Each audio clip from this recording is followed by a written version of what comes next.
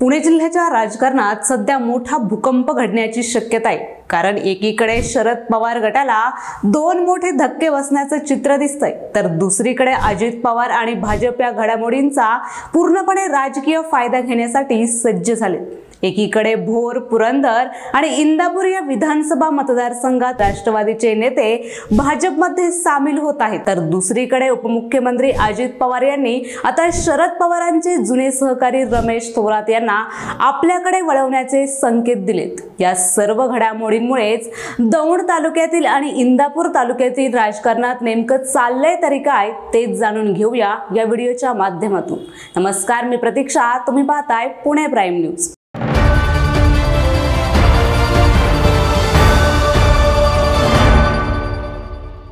मंडळी, दौंड विधानसभा मतदारसंघाचे माजी आमदार आणि शरद पवारांचे निष्ठावंत समजले जाणारे रमेश थोरात हे लवकरच अजित पवार यांच्या नेतृत्वाखालील राष्ट्रवादी काँग्रेसमध्ये प्रवेश करणार असल्याची चर्चा आता जोर धरू लागली।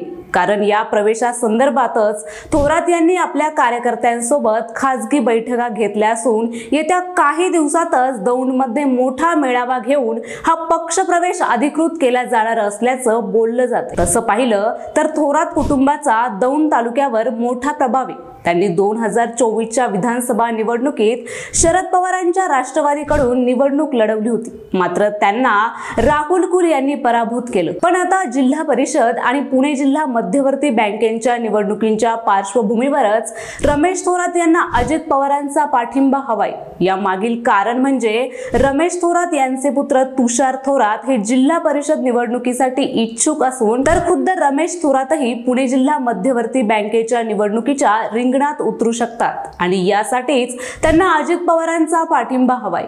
तर दुसरीकडे पाहिलं तर दुसऱ्या बाजूला इंदापूर मधील राजकारणातही नवीन वळण येण्याची शक्यता आहे। कारण अलीकडेच प्रवीण माने यांनी भाजपमध्ये प्रवेश केला, परंतु आता माजी मंत्री हर्षवर्धन पाटील यांच्या भाजप प्रवेशाच्या चर्चांना देखील चांगलंच उधाण आले। सध्या ते शरद पवार यांच्या राष्ट्रवादीत आहेत, मात्र ते पुन्हा भाजप वापसी होण्यासाठी जोरदार फिल्डिंग करत असल्याचं देखील सांगितलं जातं। असं जर झालं तर प्रवीण माने आणि हर्षवर्धन पाटील यांच्यामधील संघर्ष हा पुन्हा उफाळू शकतो। कारण गेल्या विधानसभा निवडणुकीत हे दोन्ही नेते भाजपच्या तिकिटासाठी इच्छुक होते, परंतु अखेर तिकीट न मिळाल्याने माने अपक्ष लढले, तर पाटील यांनी राष्ट्रवादी काँग्रेस शरदचंद्र पवार पक्षाकडून निवडणूक लढवली आणि ते पराभूत झाले। पण जर पाटील पुन्हा भाजपमध्ये आले तर प्रवीण माने यांच्या सोबतच टोकाचा संघर्ष होण्याची देखील शक्यता आहे आणि तसंच झाल्यास त्यामुळे स्थानिक पातळीवरील भाजपमध्ये अंतर्गत गटबाजीचा देखील धोका हा मोठ्या प्रमाणात वाढू शकतो। तसेच शरद पवार यांच्या राष्ट्रवादी काँग्रेसला